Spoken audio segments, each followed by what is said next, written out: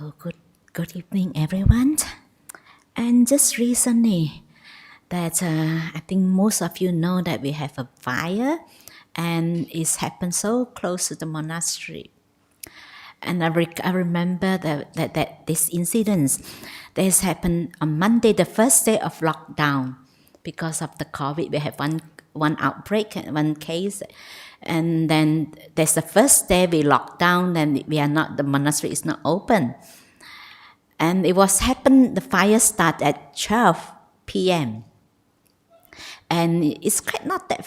Actually, it's not that close to our monastery. It's a pretty far. Actually, Tujeru, we have this side of Tujeru, is the other side of Tujeru is pretty far from us. And the fire starts at 12 because we have the app whenever there is a fire around us, and they will send us notification that is a fire. So immediately I know that it's a fire. And then I called the fire team. I said, there's a fire. And the fire moved very fast. It's just from within an hour, they're approaching towards Tujeru. Then we know that, because we have been having, this is a very close one. We have been having fires around our monastery, but it's not that big and not that really close to us. But this is the really one quite close. And I think that the closest the area that been burned and close to our border only for about 200 meters only. We are really very close. And by 1 o'clock, I told the fire wardens, I said, you have to call everybody back and pack their things, because during bushfire seasons, we all have our evacuation kit. We always pack our things that what we need is always kept there. So when there's a fire, because in Waruru, they have only 15 minutes to evacuate. They don't even have enough time, 15 minutes. So then they have to ask, okay, I think we have to evacuate. I said, because the fire is approaching. It's already, I said, the moment they cross to Road, we are this side, and that's it. And then the wind is so strong, and I know that that's really approaching us. And then we call everybody, bring the bag, the evacuation kits back, and then they have the bag with them. And we're having a class that time. So one of the nuns is teaching the Vinaya, that's the discipline, the monastic discipline code. So I was in the office monitoring to see what happened, how's the fire, whether it's close to us. Then I know that after that, I called the fire warden again. I said, we have to evacuate by 4 o'clock. I said, we have to get out because it's really close. It's about 2 kilometers to us, because that time the wind is 100. That time the wind is 7. I think the fire front, the embers, that they jump like 500 meters, 700 meters across. So 2 kilometers is not far. And then we are very close, and we are lucky that the fire just go across us. Then we said we need to go. And that time we were all being trained, and we always been told by our the fire brigades. We used to have, sometimes every year we have the drill and we have the training. We have the fire brigades to give us training. And also sometimes we have this drill every year. We have that. And said, always expect the worst scenario. So that time for me is that I expect the monastery is going to burn down. Maybe I come back, it's all in the ashes. That is what I'm expecting. So to me is, I make sure that the community is safe. To me is life is important. I make sure everybody back. And then we all line up, get into our car. I tell you, the moment we get out of Rain Road, when we turn into Tujeru, I can tell you how I feel. I feel like such a relief, because I know everybody's safe. But I know how people they lost their home. Someone just moved in 3 months. They have the dream home. And this is how it's a refuge, because this is where people take the home as the refuge. This is where they feel safe. But is there any safe place in the world? Nothing is safe, isn't it? So that's like the moment we born into this world, We all constantly searching and looking for refuge, looking for a place that is safe for us. A baby when they were born, so the mother is always a place that is safe, isn't it? They can't let go of the mother. They hold on to the mother. They feel safe. They feel unsafe. They feel insecure without the mother. So they hold on to the mother. So then as you grow a little bit bigger, and then sometimes we take refuge, that in relationship, we think that we be happy. We feel safe. We feel secure if we have a good relationship. Or some people take refuge in wealth, property. They think that as long as I have enough money in my bank, I be safe, I be okay. I have my big house, I have my mansion, I have all the money, that I be safe. And we keep looking for security from outside. We keep looking for securities. Or only if I have enough money in the bank, only if I have all this, I be safe. But actually, there's nothing safe outside. Even I spent to build the monastery. I've been in Dhammasara since 2002. So I was the first batch of nuns there. We start with 4 nuns, and then after that, left with me.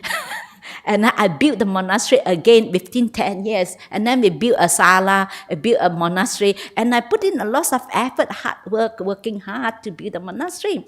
Then that moment, actually, because I already prepared, because I understand that is nothing is, life is like that, part of life. Nothing is impermanent and is beyond our control. So I expect that even how much energy, how much time, how much effort I put in to build a monastery, I know within, sometimes I think minutes, the whole monastery gone, but we are just lucky. A monastery remain untouched. It's just very close. It's just our monastery is here. The fire just go across. Just the fire go across, and just because of the wind directions. So we are just fortunate that we've been untouched. We go back there. After 1 week, we went back. So we come to Dhammaloka. So we take a temporary refuge here in Dhammaloka. In our nuns, we have a nuns cottage here. Whenever the nuns come to Dhammaloka, we will stay at a nuns cottage. Because of we have limited space here, some nuns went to Jana Grove and stay. We stay for a week. And then after that, after a week, we went back, and fortunately, the whole monastery is still remain untouched. We are quite lucky. So sometimes we prepare, because I understand that is part of. If we understand that it's part of life, I don't take this I don't take all the external things that I can take refuge in. That don't give me security. It's no security outside. So partly why we feel insecure is because lack of that inner peace, that lack of confidence. Sometimes we keep thinking that our happiness, our peace come from outside. So our happiness is not depends on what happening outside of us. It's not come from that. Actually, the happiness is come within, it's not outside. So we keep thinking, we keep changing place. I remember when I was early days, I remember when I stayed in one of the nunnery in south of Thailand. So, and when I first stayed there, I really don't really like it because, lots of complaint, So I think the nuns are not really practicing the Dhamma. And I don't like one of the job that morning they asked me to do, because I have to pick up that they have some very small flowers, So then you have to squat down, you have to pick those flowers. And it's quite tiring because you squat down all the time. And then lots of mosquitoes will go around you, and then you get bitten by mosquito. And I really don't like that job. It's so horrible, terrible. I don't like the job. You know what I did? After breakfast, I ran back and I hid inside my kuti. So that the senior nun couldn't find me. So because I don't like that job, because it's unpleasant. This is how we keep running away from things that we don't like, isn't it? Because it's unpleasant. So I ran away from that, so that she couldn't see me, so she would not ask me to do the job, because I don't like that job. So So a few mornings, I've been running away. So after the first one, I finished my breakfast very quickly, so I ran back so that she couldn't get hold of me. So I tried to escape to do that job because it's very unpleasant, because it's a lot of mosquitoes that bit you, and then it's very tiring. You have to squat down. You imagine for a long time you have to squat down to pick those flowers. So I ran back. And not very happy. And this is and then also I'm not happy that I have to get up, because you have to get up early in the morning, 3 o'clock, you have to do the chanting. And then I find the nuns chanting is horrible, so slow. And because they're so slow, that make me feel sleepy, because my meditation is not very good, no good, because I'm so sleepy because of the chanting. I blame the chanting for my sleepiness. But actually it's come from all the negativity. You keep complaining. Actually, they use up lots of mental energy. And then we keep thinking that outside is a problem. The monastery is a problem. So then I was thinking, yeah. And then if you want to find fault, you can always find fault with, I even find fault with the chanting. It's so sleepy in the morning. I have to do the chanting that make me feel sleepy. That's why my meditation no good. It's because of chanting, because of the monastery, because of the work and all lots of things. And then I was thinking of, I'm going to leave. I'm not going to stay there. But fortunate that somehow after a few days with that, the mind kept going on with this. And suddenly one day I was just like, that realization just came. I was thinking that I started to question myself. Is I'm not happy here, I'm not happy now. I will carry the same mindset, isn't it? So I go to somewhere else also, I will do the same thing. I repeat the same thing, because you come with the same mindset, same attitude. But we keep thinking that the outside, the people, the places causes me suffering. But I don't see that how I react to that, So because I was thinking that my happiness is come from things happening outside, but actually it's not. Our happiness is not depends on the things outside happen. What's happened outside, isn't it? It's come within ourselves. I suddenly have that realization. At least I was thinking, I'm glad that I still have a little bit of wisdom. I'll be able to see that actually I stopped. Actually, it's strange that, the moment I have that realization, I stop immediately. I stop the complaining immediately. So you know what I did? The next day, I know that I'm not going to leave. I tell myself that I'm not going to leave. I don't like the chanting. I will come for the chanting. I don't like the job, I'm going to do it. After my breakfast, I stand there wait for the senior nun to come. I said, do you want me to do this job? I'm going to do it. So I said, I'm going to challenge myself. That's things that I don't like to do. So it's a challenge. Because I remember what Ajahn said. He said, if you still, hold on to your likes and dislikes, Ajahn said, you haven't started to practice yet. Because you get affected.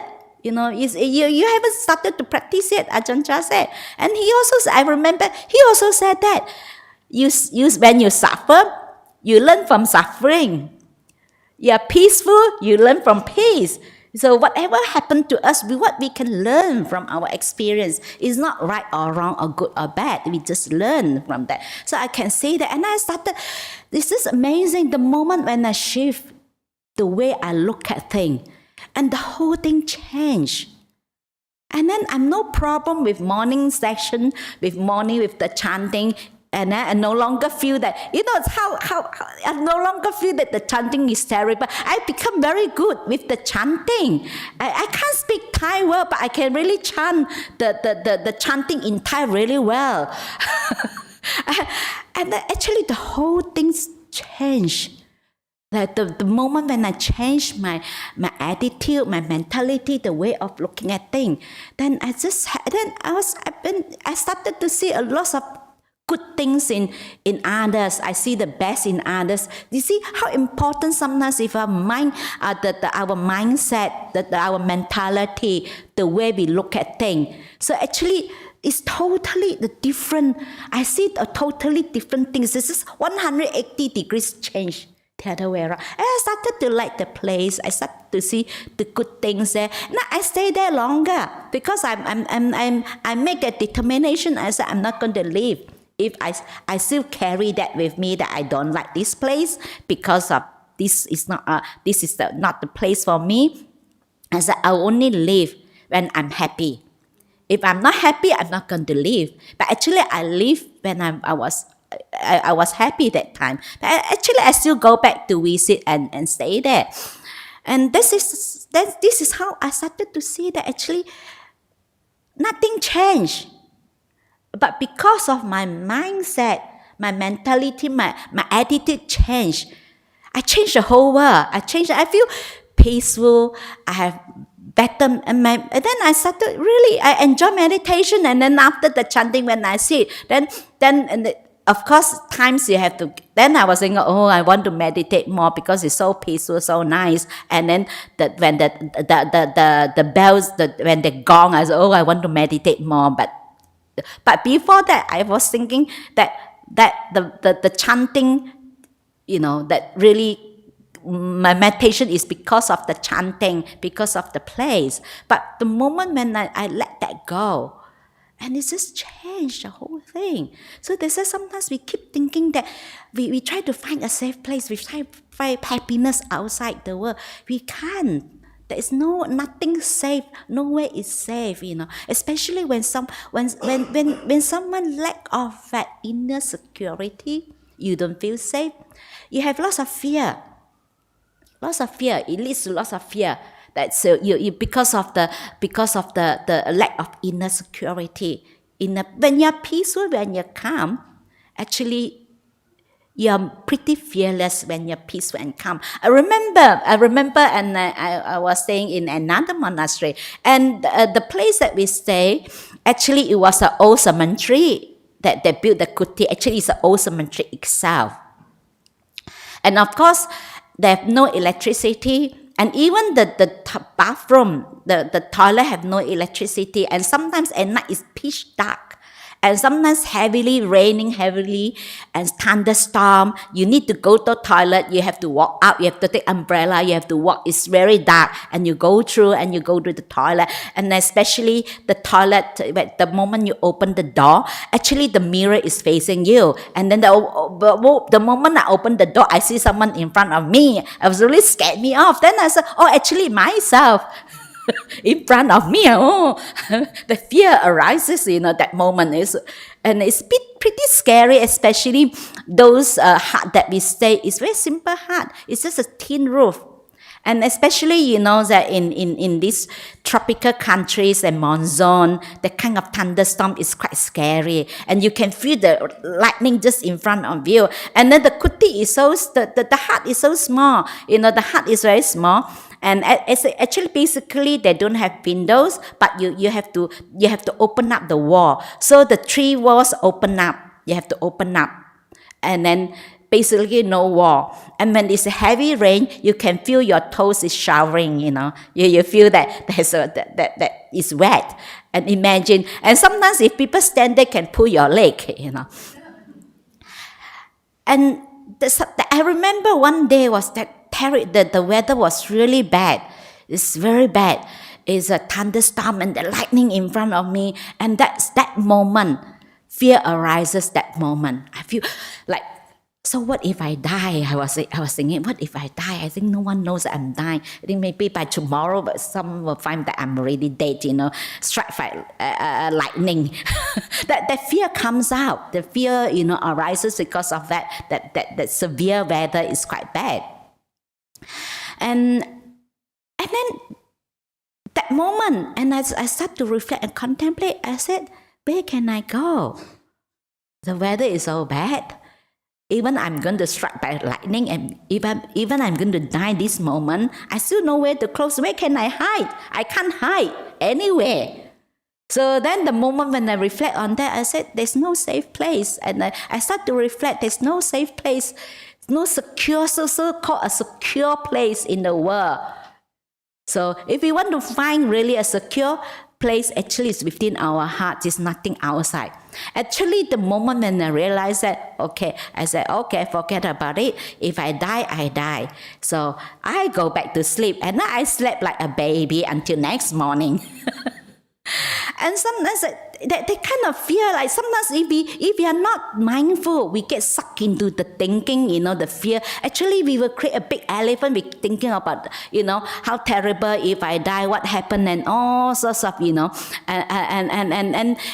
we become fear of the fear and become more and more fearful. And actually, this is how we reinforce that. We make it, make it worse. But when we are mindful, it's not about what happening is really matter. We just observe, knowing that this is how we feel, how we react. We observe, aware of what happening this moment. We are not trying to push it away. We not try to ignore that. It's just know that this is how. Yes, fear arises. I'm not going to not try to pretend that I have no fear. Not to try to pretend that. So we just recognize and acknowledge that, yes, this is how I feel. And you just let it be and accept it and let it be. And it will subside by itself. And that's sometimes like we constantly try to find a safe place outside ourselves in the world. There's no such thing. I remember another time that I already staying in Dhammaloka. Then I stay in the caravan, and it's on top of the hill, quite close to the cliff.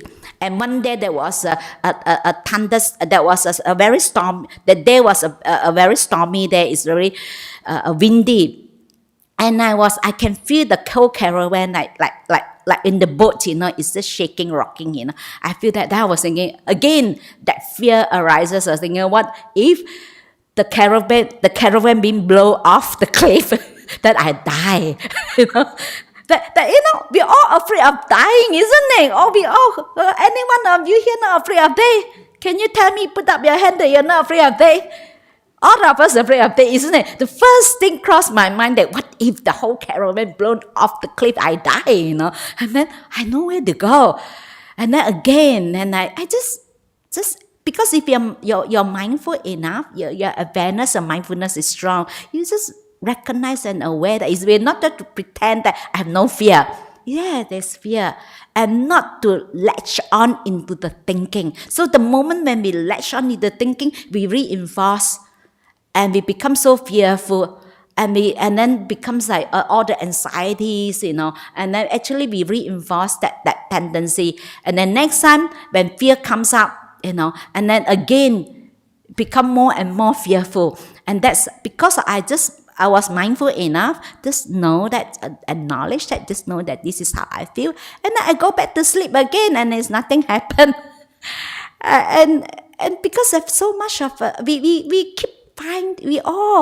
try to find place that we want to feel safe. Each one of us want to feel safe, isn't it? And that's why it's no safe place. And I remember that another time that it happened in Thailand, and that because they need to paint all the kutis, the huts. So I have to move into the dormitory.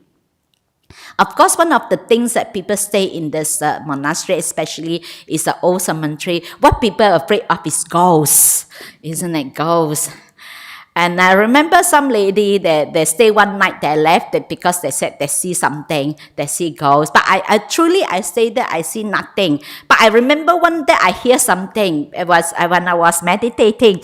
There's a dormitory, so they have 2 rooms, bathroom, and there's a little shrine. So I was meditating in the room, and then another lady staying with me, she went to the meditation hall to meditate. So I was sitting there. Then I thought she came back because I heard someone walking up and down in the shrine, but I didn't hear anyone opening the door and coming in. So I got up and have a look. No one there. So I went back, I sit again, and there's again I feel people. It's quite loud, That's people walking, it's up there. Then I get up again and look, no one is there. So I went back, I sat again. So because that time I was meditating, I was very peaceful, very calm. And then when I see this, I didn't have fear at all. I said, okay, no one there. Okay, go back to sit. And I said, okay. I said, I don't care. So I will continue with my sitting meditation. You continue with your walking meditation. So I go back and I sit. Then after that, the lady came back. She's from Singapore, and I told her that what's happened. She said, "Oh, you still continue to see? If I were you, I will run away." And then one more thing, very funny. She told me, it's afternoon. Afternoon also have ghosts. So I said, "Oh, you think there's any restriction? Ghosts have to come out at night?" I said. When you're peaceful and you have the inner peace, when you're calm, actually you don't feel you're pretty fearless. You don't have the fear. I used to in our monastery. I used to walk back middle of the night. Sometimes and at times I have lots to do. And sometimes I spend times. Then sometimes around midnight I walk back. And if some of you been to a monastery, it's really pitch dark. And you go through the forest, you walk, and then you can hear all the animals, But we used to it. We just walk in the dark and walk in the bush, and with all the animals, all the sound, we get used to it. And I noticed that when you're peaceful, actually you're pretty fearless when you have the inner peace. You're peaceful. You say, okay, what's happening? Okay, yeah, okay, go back and say it. But when your mind is not peaceful, especially you're confused, actually fear, you overcome by fear easily, because the lack of the inner stability, inner peace, and inner happiness. That's why it's important that, that that's the only place, that if you want to find a place that is peaceful, that is secure, that is the inner security. Actually, it's within us. We don't have to look outside, within us. So anything outside, our wealth, our house, they're just gone. When the flood comes, recently in Sydney, you see, those people so nice. They have the dream house. They build their house at the riverside, and their things. They have their own jetty and they have their boats. It's so nice. And then you experience 1 in 100 years flood, and that's it, all gone, isn't it? So that's why there is nothing that we can really hold on to.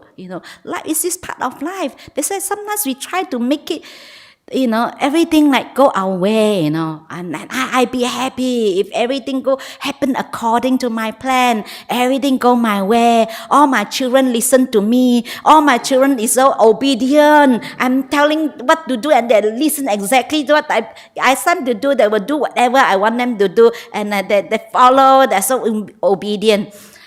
You think that you will get? You think that you'll be happy? It's not always the case. Things don't always go away. I remember when I used to tell people when I was young, I was teenager. I tell you, I'm the one who always do opposite what my mother said. She asked me go to west, I go east. She asked me go east, I go west. She asked me not to do, I will do it. She asked me to do it, I won't do it. I always go opposite what my mother said. And when I remember, I told some of my supporters, and then they said, "Oh, then I feel good. So I'm not worried about my children." Then because you're okay, So then my children got hope. He said, my children got hope. And I remember my mother used to say to me, because I really like to argue with my parents, with my father. I argue. I remember my father used to say. My father said to me that you like to argue and you won't listen to me. And then you know what I answer? I told my father. I said, since you know that I'm not going to listen, why are you going to tell me? Then my mother said, you will make a good lawyer. He said, it's a shame that you're not a lawyer. she used to say me, very argumentative. But we do all silly things. I gone through that. But I learned. I say, see that when I grown up, I know that's, but it's very strange that my parents, amongst all the children, I'm the one who's more, even my elder sister and brother don't dare to talk back. I'm the one who really very rebellious. But it's strange. My parents feel that they have a lot of confidence in me, because they know that I'm not someone that been I'm not someone that no backbone. Some people that don't dare to say no, they want to please people. But for me, I dare to stand up there stuff. People, and she knows that no one can bully me. She knows that I'm okay. And actually, but my sister is the one is more obedient type, very timid. But actually, my mother is more worried about my sister than me. And I'm someone, because she knows that I really know what I'm doing. I'm very clear with things, And I mean, more assertive. They say sometimes I used to tell people that, because to be more assertive, sometimes you need to be more assertive, because I find that sometimes people lack of they have self-doubt, lack of the self-confidence. They don't dare to say no to others, even those that things that they don't want to do it, and they've been asked, and they want to please their friend, and because they're afraid that if I said no, they don't like me anymore, and they like to please others, because lack of the self-confidence, lack of that self-confidence. And usually I ask them to be more assertive. said no. I said, stand your foot, said no, because I have gone through that in some stage, that when I start to identify myself as I'm a kind person, I'm a good person, then I think that I have to help everybody. Then I find it very difficult to say no. Then I get myself things that too much, I get almost burnout, because I try to do everything that actually beyond is over my limit. Then I learned that. So then I start to tell myself that I have to learn to say no. So and of course the first time when you said no is a bit difficult. But I find that after the first time I said no, and I find it so easy to say no. That's why I have to keep telling people, you have to say no. You have to look after yourself first. We have to know our limitation. It's not that we are not kind. It's not that we are not helpful. We want to help, but within our limitation, within our capability, within what we can do. It's not the point that you're helping others and you yourself, we ourselves burn out. So as a person, you have to learn to be more assertive. So that's why I remember there was a couple that the husband always being bullied by the wife. The wife is very bossy. Then to a point that he couldn't stand it. Then he had to see psychologist. So when he went to see the psychologist for counseling, those psychologists said that you have to be more assertive. So he gave him the book. So you go back and read the book, to learn how to be assertive. So the book is all about the assertiveness, how to be more assertive. So he, on his way back, he read the book, and then he finished the book on his way back. So the moment he arrived at home, he stormed into the house, and then he took pointing finger as the wife. From today onwards, I'm the master. You have to listen to me. My word is an order. You have to listen to me. Now, I want you to prepare me a meal, a gourmet meal that, then followed by a sumptuous dessert. And then you draw a bath for me. I'm going to have my bath. And then followed by, you guess who is going to comb my hair? Then the wife said, the wife said, the funeral director.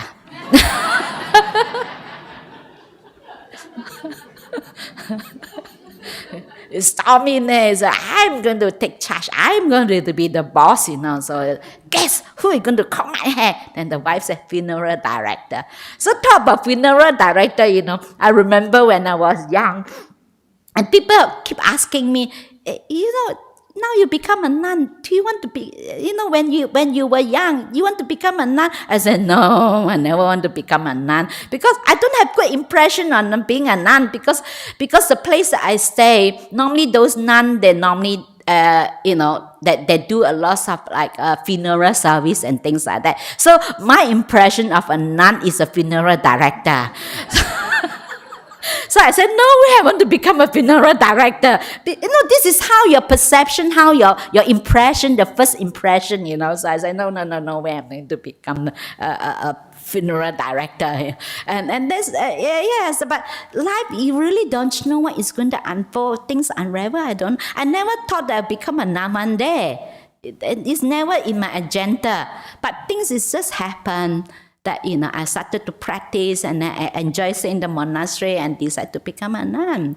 Then, then this is sometimes it's no one knows it's going to happen tomorrow. What happened? None of us know. None of us know. But sometimes we anticipate, isn't it? We anticipate trouble. We anticipate problems going to happen. So what if this happen? I will have plan A. I will resolve this. We have all this strategy plan to solve our life, our problem in life. I think most of them you think you anticipate that it's going to happen. I can tell you 99% will not happen. Because what we anticipating that going to happen is come from our past experience, isn't it? But what if things outside our experience, things happen?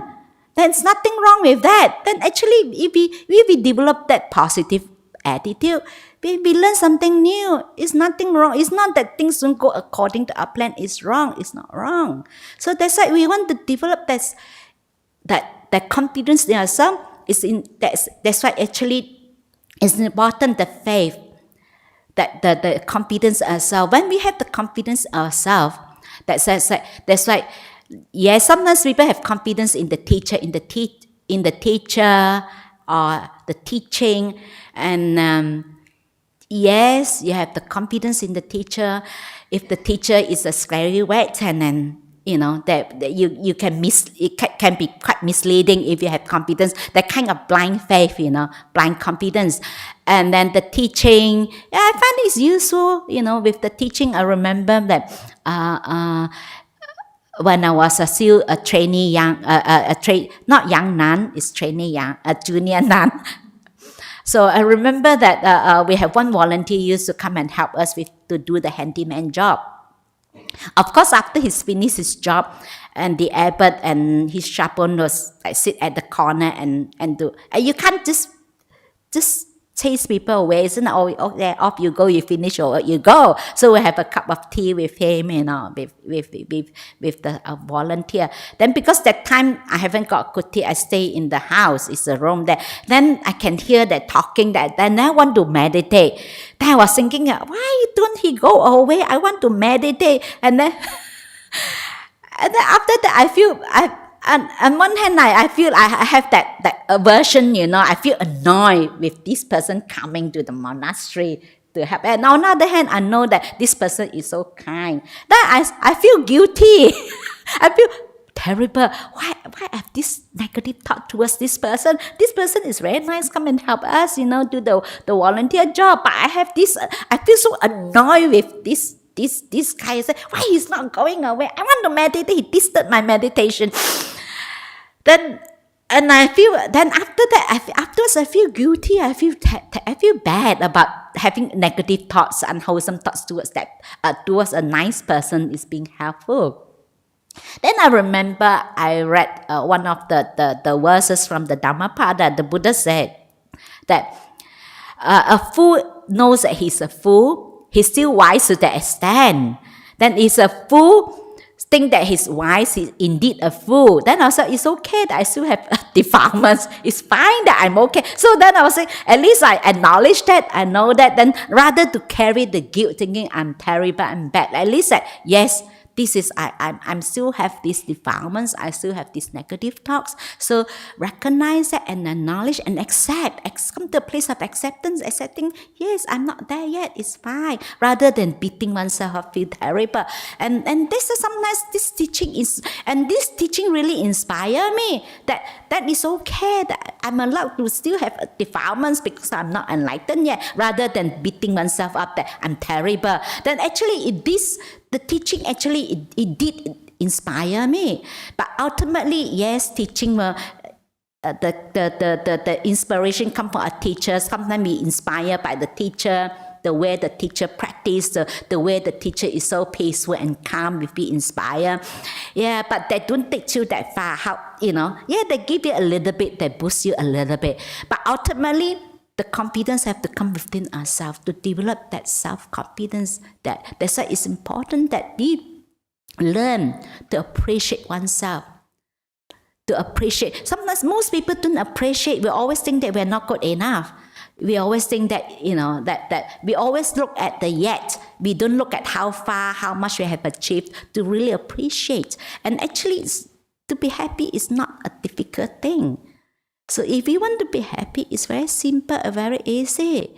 Learn to have gratitude, develop that gratitude and appreciate, to value what we have. Because we don't value what we have, isn't it? We're always looking for something else, something in the future better. And then that we never appreciate what we already got. If we don't have the quality, we don't have the gratitude. Even you're in the best situation, even you have everything, you still will not be happy. That's why it's important to develop that, to have the appreciation, to appreciate oneself. I remember someone said to me that this person said to me that she finds herself very difficult to appreciate things, to appreciate others. Then I told her, first of all, you have to learn to appreciate yourself, to appreciate that. Because when you appreciate yourself, you look at all the good things you have done. Actually, you arouse the energy. When you have the happiness is energy. When we're happy, you have more energy, isn't it? So when we have energy, our mind is more alert. Our mindfulness will be more strong. Awareness is strong. The mindfulness is strong. So when our mindfulness is strong, our mind become very peaceful, very still. So as mind become more and more still, then that is where we have the clarity. That is where we develop the wisdom. So when our wisdom develop, it's just go in circle.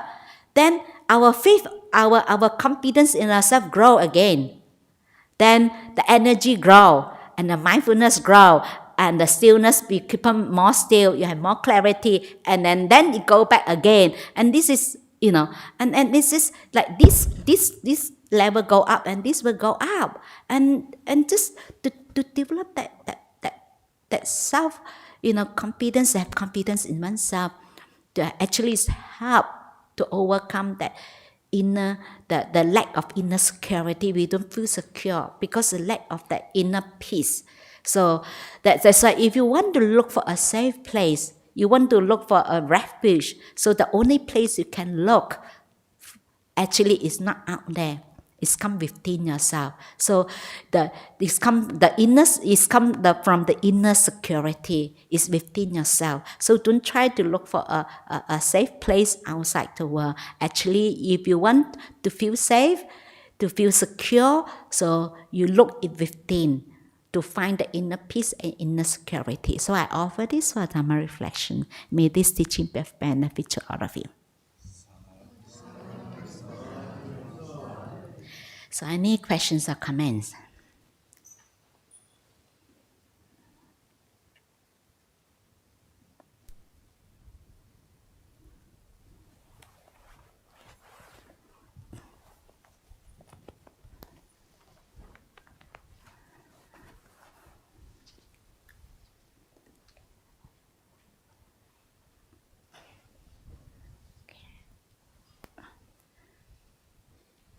So, where is it?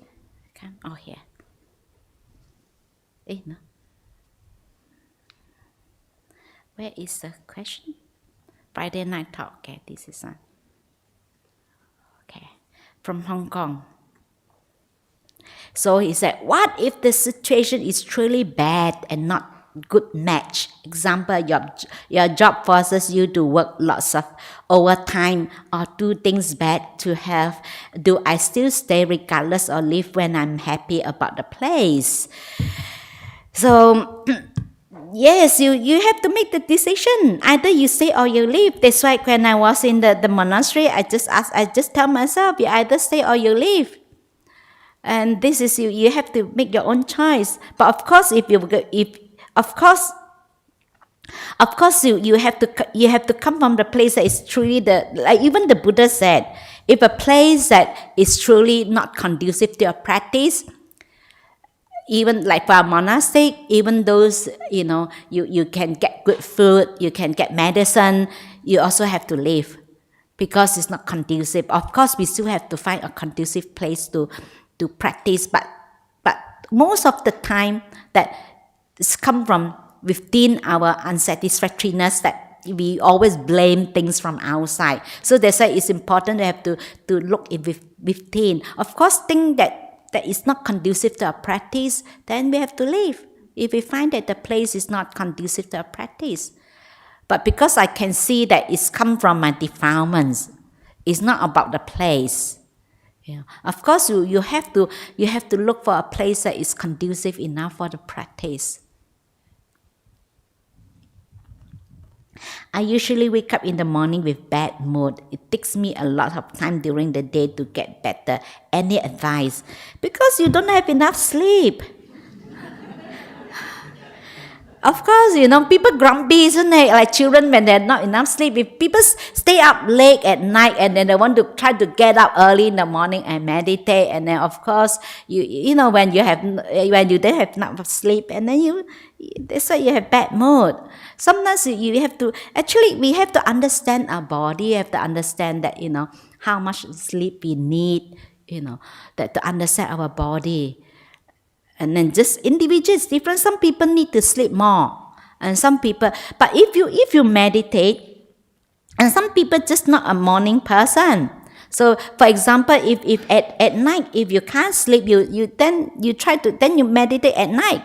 So don't try to force yourself to get up early. And then actually, some people they find it they meditate better at night. So if then you will meditate at night, you meditate at night. So then you don't have to get up so early.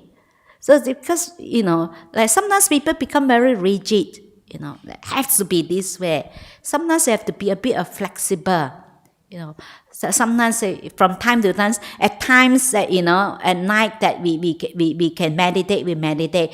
And then at times that we can get up early, we want to meditate, we meditate in the morning, is okay. So that's why we have to learn to be more flexible, not too rigid.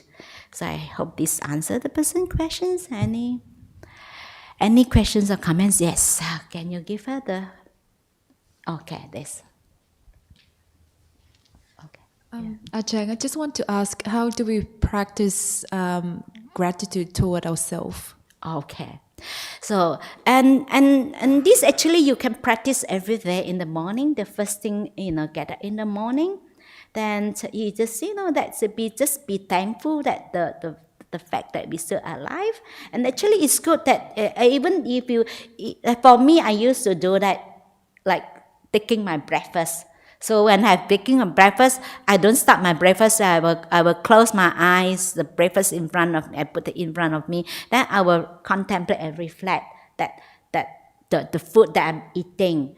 That's all the beings all these beings, contributes towards the food that I eat. So I feel I will share my merits, with all the beings that contribute in this food. Sometimes we take it for granted, isn't it? How much go through all the other beings. So this is how we started to appreciate the food that we eat, and then just be thankful that that we reflect on that.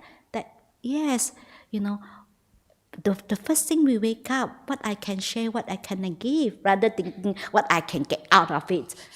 Actually, this is how we condition our mind. This is how we brainwash our mind.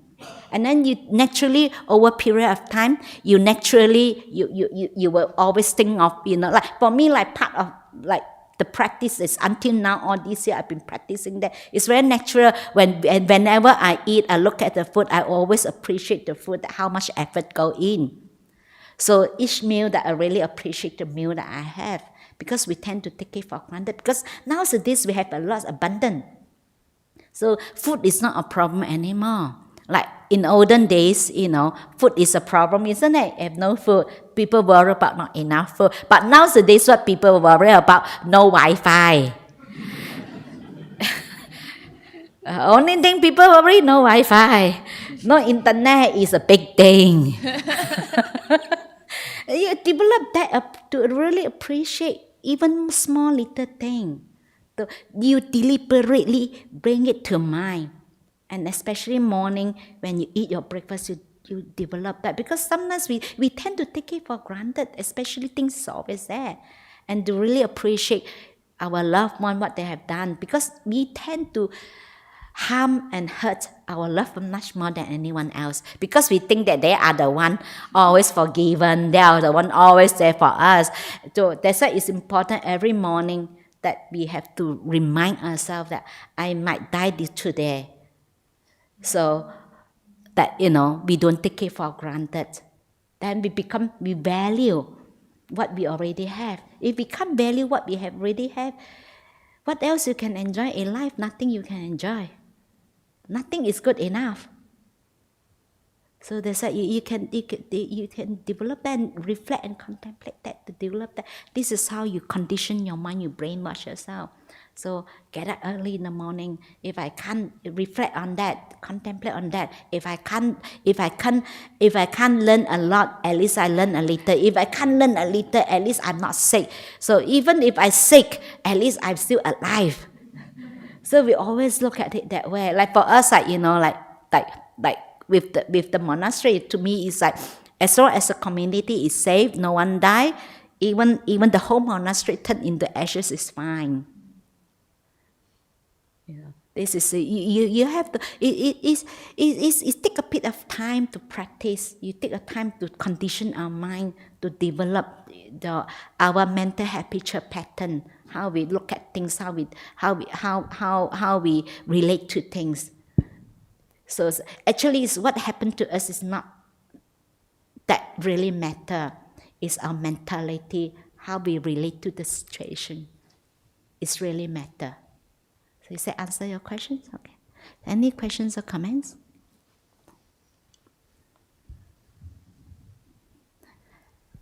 Any questions or comments?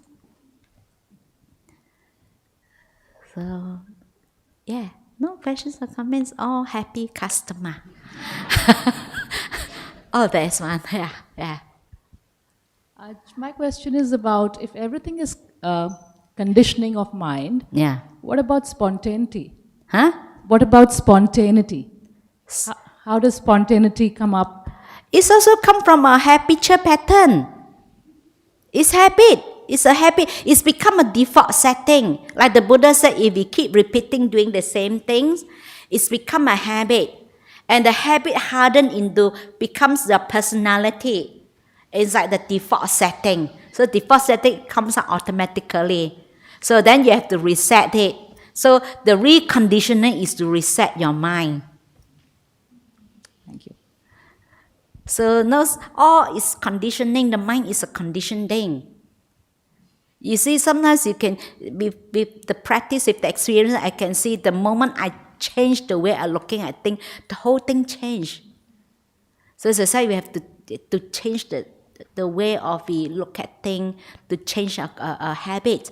Because habit is like an addiction. When you addict, it's very difficult to change. Old habit die hard. It's like, so you have to keep practicing. It's just like you have to dig a new channel. So you have to abandon the old channel, a new channel. So of course, sometimes when the old channel is too deep, the new channel is not deep enough. Sometimes the water still flow back to the old channel. Sometimes you see some of the things we still go back to old habits. It's fine. It's just a matter of time. You have to keep practicing. You have to recondition our mind, to change our mental habitual pattern. Because when we started to practice, actually when we become very peaceful and calm, we can see our own pattern. Our pattern, how we react, we can see that very clear. That's why it's important that first of all we have to develop a practice present moment awareness, develop our mindfulness, and mindfulness is strong. Actually we can see. We know for ourselves. And that's where we start to develop our self-confidence, the faith in ourselves. Because as we develop our wisdom, have more clarity, we'll be able to see that. If we are confused, our mind is blurred, we don't even know that we're doing it. So then when we start to see our mental habitual pattern, then we be able to manage, it's a bit right under control is not like, then that's where we started to develop the competence in ourselves. So is that answer your questions? Okay. Is any questions or comments? Okay. Any questions or comments? Okay. Second time. Any questions or comments? Okay. Going, gone. Okay. Done. Okay. Good night. So we just Arahant.